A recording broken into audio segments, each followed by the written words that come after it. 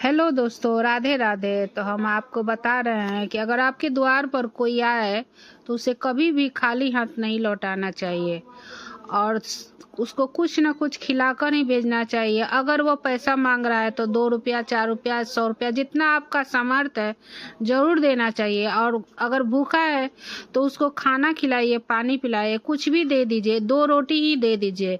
तो अनिरुद्धाचार्य जी ने क्या कहा, आइए सुनते हैं इसके विषय में। यदि हमारे दरवाजे से कोई भूखा चला गया तो वो हमारा सारा पुण्य लेकर के चला जाता है। इसलिए कोई साधु, कोई संत, कोई कुत्ता, कोई गाय, कोई जीव जंतु, सबको मिलना चाहिए। इसलिए हमारे प्राचीन भारत में गाय को रोटी, कुत्ते को रोटी, चिड़िया को दाना, चींटी को दाना, सब चीजें मिलती थी प्रॉपर।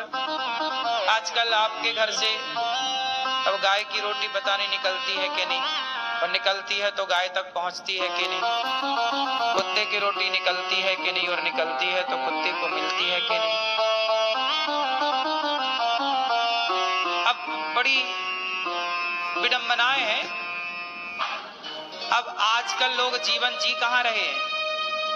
आज के जमाने में लोग जीवन को जी नहीं रहे हैं, आधुनिकता के नाम पर घिसट रहे हैं,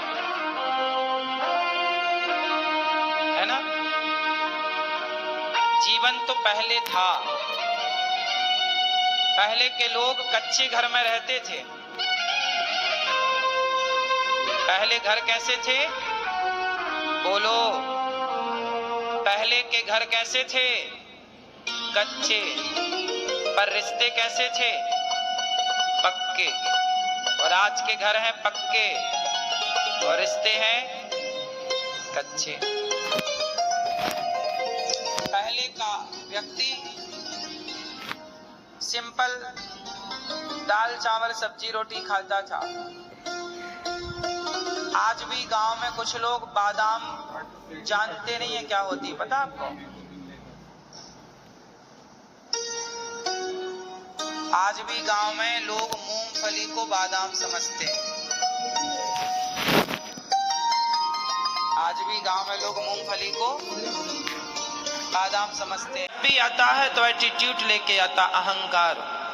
यदि आप अहंकार से बच गए तो पैसा सदा आपके पास रहेगा, कोई कुछ बिगाड़ नहीं सकता। और जब आपके पास दूसरी भावना ये रहेगी कि पहली भावना ये कि धन आएगा, मैं अहंकार नहीं, अहंकार तब नहीं आएगा जब आप ये मान लेंगे कि संपत्ति सब ईश्वर की है, तो अहंकार का सवाल खड़ा नहीं होता। आप ये मान लेंगे कि ये मैं मालिक हूं इस धन का, तो एटीट्यूड आ जाएगा, अहंकार आ जाएगा। पहला कि धन आए तो अहंकार नहीं आना चाहिए। अहंकार इस तब नहीं आएगा जब आप ये मान के चलेंगे कि सब कुछ भगवान का है। मैंने समस्या भी बता दी, समाधान भी बता दिया। धन के साथ अहंकार आएगा, ये समस्या है। समाधान ये है कि वो भगवान का है, ये सोच लोगी तो कभी अहंकार नहीं आएगा। ये पहली बुराई है धन के संग। दूसरी बुराई, जो व्यक्ति जितना धनी होता है वो उतना लालची हो जाता है। जो व्यक्ति जितना धनी होता है वो उतना कंजूस हो जाता है। आपको पता है ये बात? जिसके पास जितना ज्यादा होता है वो उतना ही कंजूस होता है। तो दूसरी बात, जब धन आए तो धन को धर्म से जरूर जोड़िएगा, परोपकार। मैं ये नहीं कहता कि कहावत है तेली के तेल होता है तो पहाड़ में नहीं पोतता। एक छठ पर्व ही ऐसा पर्व है जिस पर्व में उगते सूरज से लेकर डूबते सूरज को प्रणाम किया जाता है।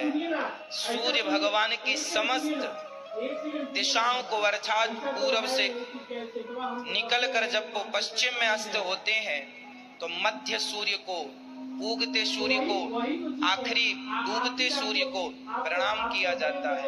आपको पता है ये छठ पर्व क्यों मनाया जाता है? ये कठिन है। कहा जाता है कि एक राजा थे, उनका एक पुत्र हुआ जो मरा हुआ पैदा हुआ। पैदा हुआ तो सही राजा का बेटा, पर मरा हुआ था। गुरुजनों से पूछा गया कि अब ये कैसे जीवित हो।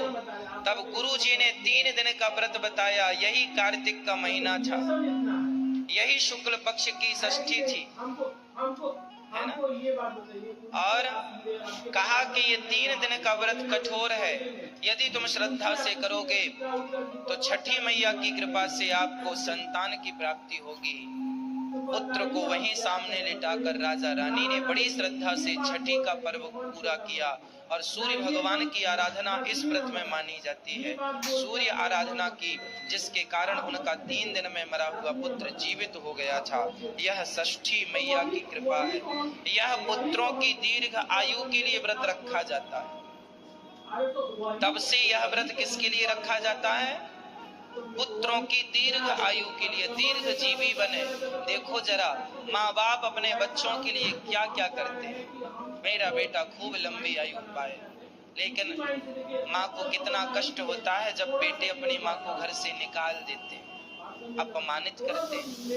तो आप सभी भारतवासियों को, खासकर हमारे बिहार के भाइयों को, और जो भी इस व्रत को रखते हैं उन सभी भक्तों को हृदय से, आप सभी भक्तों को षष्ठी की, छठ पर्व की लाखों लाख शुभकामनाएं, लाखों लाख बधाइयां।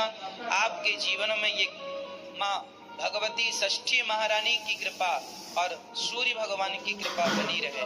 कहा जाता है कि इस व्रत को दानवीर कर्ण ने भी किया है। कहा जाता है कि सबसे पहले इस व्रत को दानवीर कर्ण ने किया। कर्ण ने इस व्रत को किया था। तो आपको कैसा लगा वीडियो जरूर बताइएगा दोस्तों। छठ की कहानी भगवान ने बहुत ही अच्छे इंसान है, इतना सुंदर कहानी कहते हैं, बहुत ज्ञान की बातें बोलते हैं। गौरी गोपाल आश्रम इनका वृद्ध माताओं के लिए चलता है। बहुत ही अच्छी अच्छी कहानी कहते हैं, तो हमें इनका जरूर कहानी सुनना चाहिए। हर कहानी, हर तरह के व्रत विचार, अच्छे अच्छे बातें बोलते हैं, जिससे घर गृहस्थी भी अच्छा से चले, हर तरीक़े से अच्छा बात बोलते हैं। तो आप लोगों को ये कहानी कैसा लगा? छठ व्रत का कहानी, और द्वार पर कोई आ जाए तो उसे यूं ही नहीं जाने देना चाहिए। तो ये बहुत बड़ी बड़ी बातें बोलते हैं, हर एक चीज़ का जवाब देते हैं जो सही होता है। तो हमें इनका सम्मान करना चाहिए। राधे।